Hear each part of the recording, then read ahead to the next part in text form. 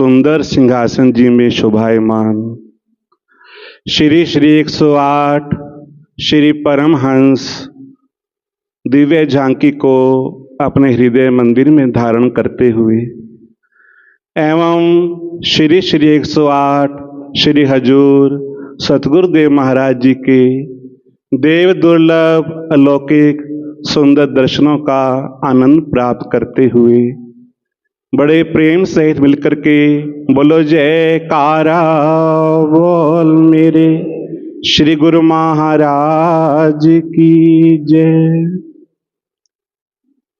गुरुमुखो संत वाणी है, जेहे खोजत ब्रह्मा थके सुर नर मुनि और देव, कह कबीर सुन साधवा कर सतगुर की सेव।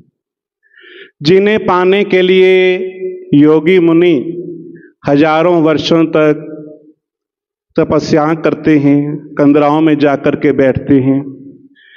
जिन प्रभु परमात्मा के दर्शन की एक झलक पाने के लिए योगी ऋषि मुनि कितनी कठिन साधनाएं करते हैं, और जिनका दर्शन पाने के लिए अर्शों के देवी देवता भी लालायित रहते हैं, वो ही कुल प्रभु परमात्मा खंडों ब्रह्मांडों के स्वामी त्रैलोकीनाथ हमारे सन्मुख श्री सतगुरुदेव महाराज जी के सुंदर स्वरूप में विराजमान हैं, और हम सब सेवकों की झोलियां अपने सुंदर सुंदर श्री दर्शनों से और पावन आशीर्वादों से भर रहे हैं।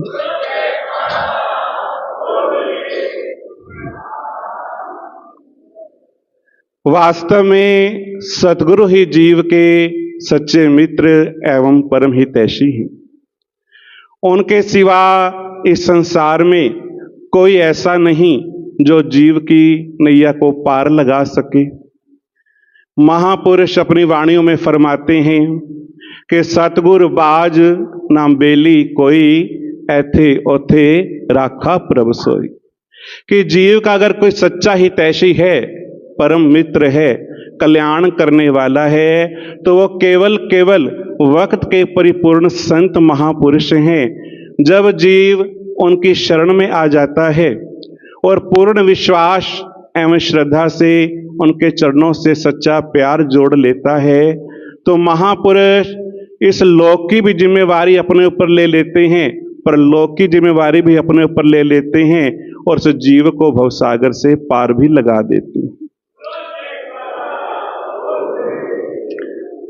एक बार स्वामी विवेकानंद जी जब अपने गुरुदेव रामकृष्ण परमहंस जी की आज्ञा अनुसार धर्म प्रचार हेतु विदेश जाने लगे, तो उन्होंने गुरुदेव के चरणों में प्रार्थना की कि प्रभु, मैं आपसे बहुत दूर अकेला जा रहा हूं, आप आशीर्वाद दें कि आपकी कृपा सदा मेरे साथ रहे, आपका आशीर्वाद बना रहे। क्योंकि थोड़े वो घबराए हुए थे। तो गुरुदेव ने क्या वचन किए कि विवेकानंद, हम अपने सेवकों के सदा संग साथ ही रहते हैं, इस लोक में तो क्या, हम उनको परलोक में भी नहीं छोड़ते, वहां भी उनकी रक्षा करते हैं, सदा संग साथ रहते हैं। तो स्वामी परमहंस जी की आज्ञा से जब विवेकानंद जी विदेश में गए, तो एक बहुत बड़ी सभा में जब उन्होंने स्पीच देना था, वहां पर बहुत सारे लोग आए हुए थे, तो उनमें एक चित्रकार भी आया हुआ था। जैसे ही विवेकानंद जी ने स्पीच देना आरंभ किया, उस चित्रकार ने एक कागज और कलम निकाला और सन्मुख बैठ करके चित्र बनाना शुरू कर दिया। जैसे ही स्पीच की समाप्ति हुई, वो चित्र लेकर के विवेकानंद जी के पास आया और उनको वो चित्र भेंट कर दिया। लेकिन जैसे ही स्वामी विवेकानंद जी ने वो चित्र देखा, आश्चर्यचकित हो गए। क्या देखा कि उस चित्र में, उनके चित्र के साथ साथ उनके गुरुदेव स्वामी रामकृष्ण परमहंस जी का चित्र भी बना हुआ था, जो कि उनके चित्र में उनके शीश के बिल्कुल पीछे खड़े होकर के आशीर्वाद दे रहे हैं। तो बड़ी हैरानी से विवेकानंद जी ने उस चित्रकार से पूछा कि ये जो चित्र आपने हमारे साथ दूसरा बनाया है, क्या आपने कभी इनको पहले देखा है? क्या आप इनको जानते हो? क्या आप कभी भारत गए हो? तो चित्रकार कहने लगा, नहीं महाराज, ना तो मैंने पहले कभी इनको देखा है, ना मैं इनको जानता हूं, ना ही कभी भारत गया हूं। तो स्वामी विवेकानंद जी ने पूछा, फिर आपने इनका चित्र हमारे साथ कैसे बना दिया? तो चित्रकार कहने लगा कि मैंने पहले तो कभी दर्शन नहीं किए, लेकिन जैसे ही आपने स्पीच आरंभ की तो ये महापुरुष उसी समय आपके पीछे प्रकट हो गए और आपने जब तक स्पीच की आपके पीछे खड़े होकर के अपनी कृपा दृष्टि भी करते रहे और आपकी तरफ निहारते भी रहे।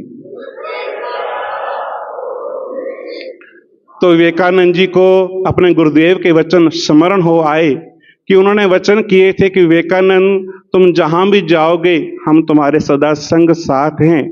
इसी प्रकार जिस सेवक के मन में अपने सद्गुरु के प्रति पूर्ण विश्वास होता है, उनके चरण कमलों के साथ सच्चा प्यार होता है, तो महापुरुष सदा ही उन सेवकों के अंग संग साथ रहते हैं।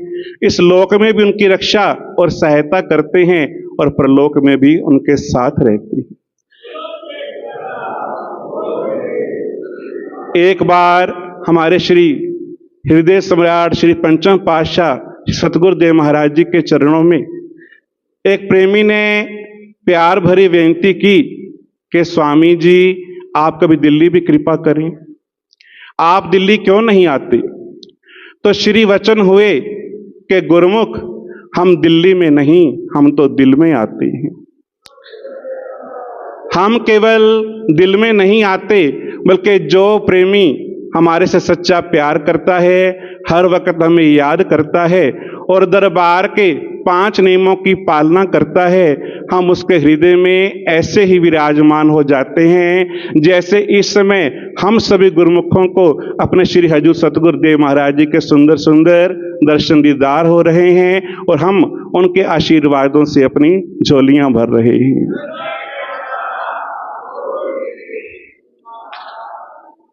तो हम सब यही प्रार्थना करते हैं कि प्रभु आप कृपा करें, हम सब सेवकों के मन में आपके प्रति सच्चा विश्वास, सच्चा प्रेम हो और हम आपकी सेवा करके अपने जीवन को सार्थक करें।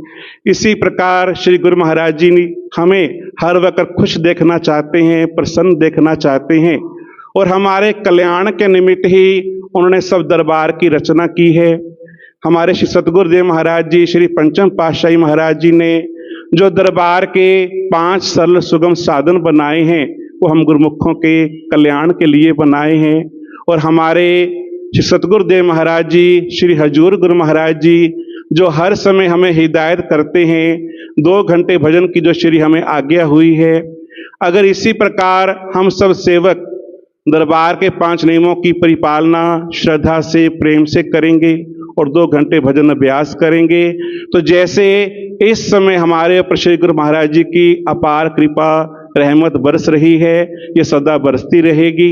हमारा ये लोक भी सुखी होगा, परलोक भी सुखी होगा और महापुरुषों की कृपा भी प्राप्त होगी। बोलो जयकारा, बोल मेरे श्री गुरु महाराज की।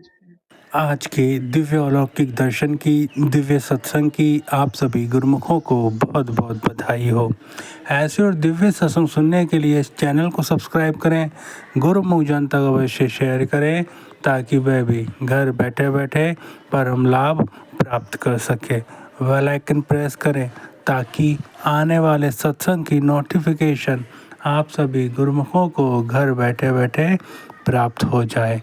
बोलो जयकारा, बोल मेरे श्री गुरु महाराज की जय, श्री सद्गुरुदेव भगवान की जय।